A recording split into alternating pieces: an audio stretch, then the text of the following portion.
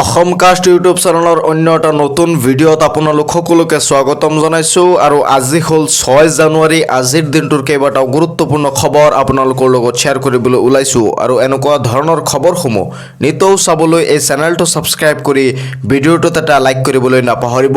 আজিৰ দিনটোত কেইবাটাও গুৰুত্বপূৰ্ণ খবৰ আপোনালোকৰ লগত একেটা ভিডিঅ'তে শ্বেয়াৰ কৰা হ'ব। অৰুণোদয় আঁচনি, PM কিষাণ, চৰকাৰী ঘৰ, ইয়াৰ উপৰি মহিলা উদ্যমিতা আঁচনিৰ লগতে দেশ বিদেশৰ কেইবাটাও গুৰুত্বপূৰ্ণ খবৰ আপোনালোকৰ লগত শ্বেয়াৰ কৰা হ'ব। ভিডিঅ'টো সম্পূৰ্ণৰূপে আপোনালোকে চাব, শেষত ভিডিঅ'টো শ্বেয়াৰ কৰি দিব যাতে খবৰসমূহ সকলোৱে চাব পাৰে। দিব বিচাৰিছোঁ আজিৰ দিনটোৰ প্ৰথমটো খবৰ, চেলুট বীৰ জোৱান, দেশ মাতৃক সেৱা কৰি 28 বছৰৰ অন্তত স্বগৃহলৈ উভতিল জোৱান ছৈয়দাৰ গিয়াছউদ্দিন। 28 বছৰে দেশ মাতৃক সেৱা আগবঢ়াই স্বগৃহত উপস্থিত ছৈয়দাৰ গিয়াছউদ্দিন। 1997 চনতে দেশ মাতৃক সেৱা কৰাৰ বাবে যোগদান কৰিছিল গিয়াছউদ্দিনে। ভাৰতীয় সেনাত কৰ্মৰত অৱস্থাত কেইবাবাৰো শত্ৰুৰ সৈতে যুদ্ধ কৰিছিল গিয়াছউদ্দিনে। 1999 চনৰ কাৰ্গিলৰ যুদ্ধত ভাগ লৈছিল এইগৰাকী হাউলিৰ সন্তান গিয়াছউদ্দিনে। সেনা বিষয়াগৰাকী স্বগৃহত উপস্থিত হোৱাৰ পিছতে এক উৎসৱমুখৰ পৰিৱেশ বৰপেটাত সৃষ্টি হৈছে। 28 বছৰৰ পিছত স্বামীক কাষত পাই উৎফুল্লিত পত্নী নীলোফা খাতুন। উল্লেখ্য যে 28 বছৰ ধৰি গিয়াছউদ্দিন ভাৰতীয় সেনাত যোগদান দিছিল আৰু 28 বছৰ পিছত স্বামীক কাষত পাই উৎফুল্লিত হৈছে নীলোফা খাতুন। 28 বছৰে দেশ মাতৃক সেৱা আগবঢ়াই স্বগৃহত উপস্থিত ছৈয়দাৰ গিয়াছউদ্দিন। তেওঁ উল্লেখ্য যে 28 বছৰ ধৰি বায়ুসেনাত তেওঁ কাম কৰিছিল আৰু 28 বছৰ পাছত তেওঁ নিজৰ ঘৰত উভতি আহিছিল আৰু 28 বছৰে দেশ মাতৃক সেৱা আগবঢ়াই স্বগৃহত উপস্থিত ছৈয়দাৰ গিয়াছউদ্দিন।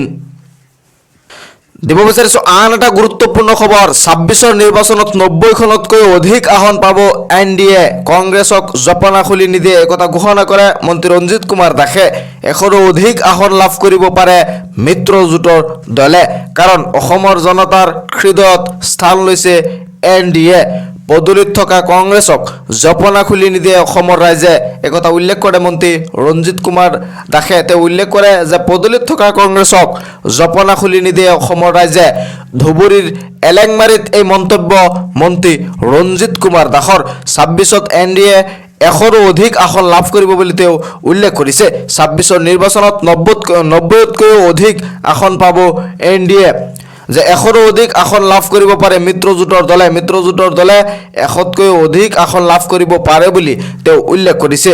মন্ত্ৰী ৰঞ্জিত কুমাৰ দাসে একথা উল্লেখ কৰে যে 26ৰ নিৰ্বাচনত 90তকৈও অধিক আসন পাব পাৰে NDA আৰু 100ৰো অধিক আসন লাভ কৰিব পাৰে মিত্ৰজোঁটৰ দলে। ধুবুৰীৰ এলেংমাৰীত এই মন্তব্য মন্ত্ৰী ৰঞ্জিত কুমাৰ দাসৰ।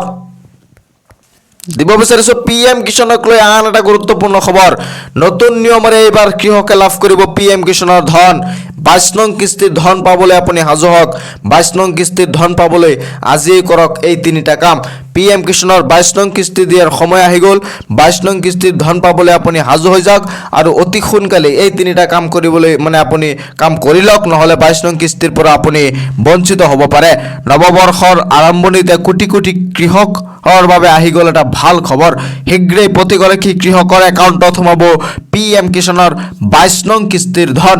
প্ৰতিগৰাকী কৃষকৰ একাউণ্টত সোমাব 2000 কোটি টকা। আপুনিও সাজু হওক PM কিষাণৰ 22 নং কিস্তিৰ ধন ল'বলৈ। 22 নং কিস্তিৰ ধন ল'বলৈ আপুনিও সাজু হৈ যাওক। নতুন নিয়মেৰে এইবাৰ দেশৰ কৃষকৰ একাউণ্টত জমা হ'ব 22 নং কিস্তিৰ ধন। কৃষকৰ একাউণ্টত এইবাৰ 22 নং কিস্তিৰ ধন নতুন নিয়মেৰে কৃষকৰ একাউণ্টত জমা হৈ যাব। আজিয়ে কৰি লওক KYC আপডেট। আপুনি যদি এতিয়াও KYC আপডেট কৰা নাই তেনেহ'লে অতি সোনকালে অৰ্থাৎ আজি আপুনি PM কিষাণৰ 22 নং কিস্তিৰ ধন পাবলৈ KYC আপডেট কৰি লওক। আপুনি লেণ্ড ছেডিং কৰি লওক, আপুনি KYC আপডেট কৰি লওক। KYC আপডেট নকৰিলে লাভ নকৰিব PM কিষাণৰ ধন। জালিয়াতিৰে নাম সন্নিৱিষ্ট কৰা হাজাৰ হাজাৰ ভুৱা কৃষকৰ নাম কটা গৈছে। PM কিষাণৰ 22 নং কিস্তিৰ ধন পাবলৈ সাজু হওক প্ৰকৃত কৃষকসকল। মুকলি কৰা হৈছে ইতিমধ্যে হেল্পলাইন নম্বৰ, স্ক্ৰীণত আপোনালোকে দেখা পাইছে। যে 155261 এই হেল্পলাইন নম্বৰতো আপুনি কল কৰি আপোনাৰ যিকোনো ধৰণৰ অভিযোগ থাকিলে দিব পাৰে। KYC আপডেট নকৰিলে লাভ নকৰিব PM কিষাণৰ 22 নং কিস্তিৰ ধন, এই কথা উল্লেখ কৰিছে। গতিকে KYC আপডেট কৰাটো জৰুৰী আৰু KYC আপডেট নকৰিলে আপুনি PM কিষাণৰ 22 নং কিস্তিৰ ধন নাপায়। দিব বিচাৰিছে মহিলা উদ্যমিতা আঁচনিক লৈ আন এটা গুৰুত্বপূৰ্ণ খবৰ। মংগলদৈ বিধানসভা সমষ্টিত মুখ্যমন্ত্ৰী মহিলা উদ্যমিতা অভিযানৰ অধীনত সৰ্বমুঠ 31,071 গৰাকী হিতাধিকাৰীলৈ 10,000 টকাকৈ প্ৰাৰম্ভিক পুঁজিৰ চেক প্ৰদান অনুষ্ঠানৰ শুভাৰম্ভ কৰে মাননীয় মুখ্যমন্ত্ৰী ডক্টৰ হিমন্ত বিশ্ব শৰ্মাই।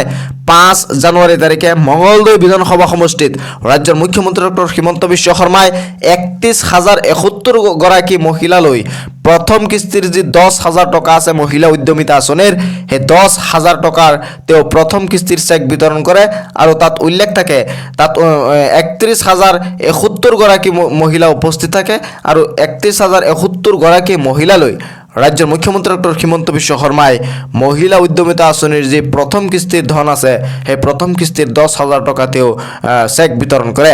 এই অভিযানৰ অধীনত এতিয়ালৈকে 15,59,000 গৰাকী 773 গৰাকী মহিলাক এই চেক বিতৰণ কৰা হৈছে, য'ত 1564.09 কোটি টকাৰ আৰ্থিক সাহায্য প্ৰদান কৰা হৈছে। চৰকাৰৰ ইমান টকা ব্যয় হৈছে আৰু ইমান গৰাকী মহিলালৈ ইতিমধ্যে চৰকাৰে এই চেক বিতৰণ কৰিছে।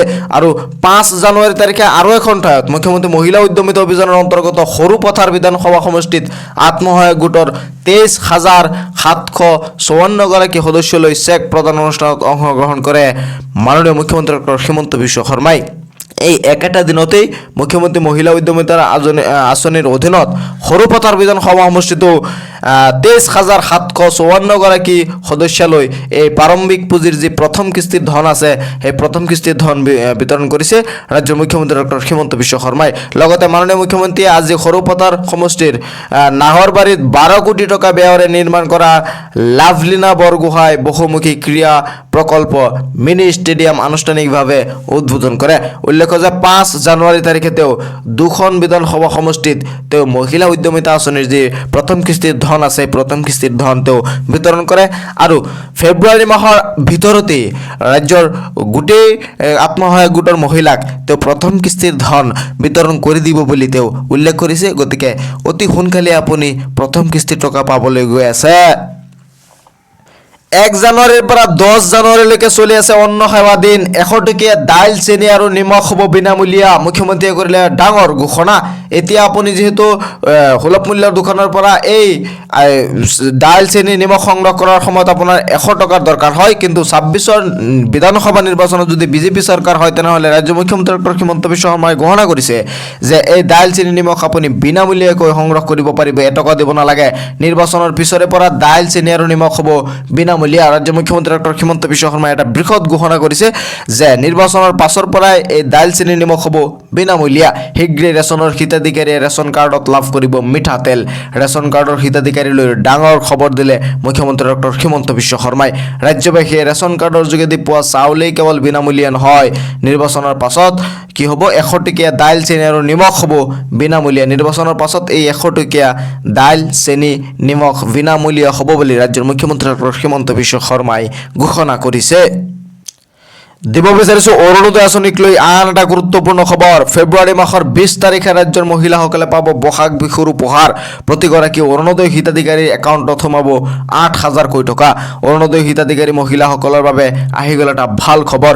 ফেব্ৰুৱাৰী মাহত প্ৰতিগৰাকী মহিলাৰ একাউণ্টত সোমাব 8,000 কোটি টকা। জানুৱাৰী মাহত আপোনালোকে অৰুণোদয় আঁচনিৰ টকা নাপায়, জানুৱাৰী মাহত নাপায়। ফেব্ৰুৱাৰী মাহৰ 20 তাৰিখে আপোনালোকৰ একাউণ্টত 8,000 টকা সোমাই যাব। মাৰ্চ মাহতো নাপায়, এপ্ৰিল মাহতো নাপায় টকা। নতুন বৰ্ষৰ প্ৰথমটো দিনতে মুখ্যমন্ত্ৰীয়ে কৰিলে এই ডাঙৰ ঘোষণা। ফেব্ৰুৱাৰী মাহৰ 20 তাৰিখে মহিলাসকলে লাভ কৰিব বহাগ বিহুৰ উপহাৰ। বহাগ বিহুৰ পূৰ্বে লাভ কৰিব মহিলাই এই উপহাৰ। নতুন বৰ্ষৰ প্ৰথমটো দিনতেই মুখ্যমন্ত্ৰীয়ে কৰিলে এই বৃহৎ ঘোষণা। বহাগ বিহুৰ পূৰ্বেই লাখ লাখ মহিলাই লাভ কৰিব এই উপহাৰ। অৰুণোদয় হিতাধিকাৰীয়ে মহিলাসকলৰ বাবে আহি গ'ল এটা ভাল খবৰ। ফেব্ৰুৱাৰী মাহত প্ৰতিগৰাকী মহিলাৰ একাউণ্টত সোমাব 8,000 কোটি টকা। ৰাজ্যত নতুনকৈ আৰু 30 লাখ পৰিয়ালে লাভ কৰিব চৰকাৰী ঘৰ প্ৰস্তুত PMAৰ নতুন হিতাধিকাৰী তালিকা এই মুহূৰ্তত এটা গুৰুত্বপূৰ্ণ খবৰ আপোনালোকৰ লগত শ্বেয়াৰ কৰিবলৈ ওলাইছো যিসকলে নেকি এতিয়াও চৰকাৰী ঘৰ পোৱা নাই সেইসকলৰ কাৰণে এটা ভাল খবৰ আহি গ'ল যে ৰাজ্যত নতুনকৈ আৰু 30 লাখ পৰিয়ালে লাভ কৰিব চৰকাৰী ঘৰ প্ৰস্তুত কৰা হৈছে নতুন PMAৰ হিতাধিকাৰী তালিকা চৰকাৰী ঘৰ নোপোৱাসকলৰ বাবে আহি গ'ল এটা ভাল খবৰ ৰাজ্যত নতুনকৈ আৰু 30 লাখ পৰিয়ালে লাভ কৰিব PMAৰ ঘৰ নতুনকৈ আৰু 30 লাখ মানুহে কৰিছে জিঅ' টেকিং প্ৰস্তুত কৰিব নতুন হিতাধিকাৰীৰ তালিকা কোনো দৰিদ্ৰ পৰিয়াল বাদ নপৰে পকী ঘৰ লাভৰ পৰা জিঅ' টেকিং কৰি থোৱা 3,25,000 লোকে পাব চৰকাৰী ঘৰ ইয়াৰ পাছতে সম্পূৰ্ণ হ'ব প্ৰায় 30 লাখ মানুহৰ জিঅ' টেকিং কিস্তি হিচাপত ধন দিয়া হ'ব ঘৰ নিৰ্মাণ কৰিবলৈ প্ৰথম কিস্তিৰ ধন পোৱাৰ লগে লগে ঘৰৰ ফাউণ্ডেশ্যন বনাব লাগিব ঘৰ বনোৱা আৰম্ভ কৰিলে দ্বিতীয় কিস্তিৰ ধন দিয়া নহ'ব নকৰিলে যদি আপুনি ঘৰ বনোৱা আৰম্ভ নকৰে তেনেহ'লে দ্বিতীয় কিস্তিৰ ধন দিয়া নহ'ব গতিকে PMAৰ ধন পোৱাৰ লগে লগে আপুনি ঘৰ বনাব লাগিব অন্যথা নাপাব চৰকাৰী আৰু সা সুবিধা অসমত কোনেও আৰু কেঁচা ঘৰত থাকিব নালাগে বুলি প্ৰতিশ্ৰুতি দিছে ৰাজ্যৰ মুখ্যমন্ত্ৰী ডক্টৰ হিমন্ত বিশ্ব শৰ্মাই গতিকে আপুনি যদি চৰকাৰী ঘৰ এতিয়ালৈকে পোৱা নাই তেনেহ'লে চিন্তিত হ'ব নালাগে অতি সোনকালে আপুনি চৰকাৰী ঘৰ পাব চৰকাৰে আৰু এটা নতুন তালিকা প্ৰস্তুত কৰি আছে সেই তালিকাত যদি আপোনাৰ নাম থাকে তেনেহ'লে আপুনি নিশ্চয় চৰকাৰী ঘৰ পাবলৈ সক্ষম হ'ব 26ৰ বিধানসভা নিৰ্বাচনৰ আগতে এই লিষ্টখন প্ৰকাশ কৰা হ'ব আৰু তাত নাম থাকিলেই আপুনি চৰকাৰী ঘৰ পাবলৈ সক্ষম হ'ব এই খবৰসমূহ শ্বেয়াৰ কৰি দিব যাতে সকলোৱে যাব পাৰে একেটা ভিডিঅ'তে সকলোখিনি খবৰ যাতে একেলগে যাব পাৰে ভিডিঅ'টো শ্বেয়াৰ কৰিবলৈ নাপাহৰিব মোৰ চেনেলটো ছাবস্ক্ৰাইব কৰি ভিডিঅ'টোত এটা লাইক কৰিবলৈ নাপাহৰিব লগ পাম পৰৱৰ্তী ভিডিঅ'ত চাই থাকিব আপোনালোকৰ আপোন চেনেল অসম কাষ্ট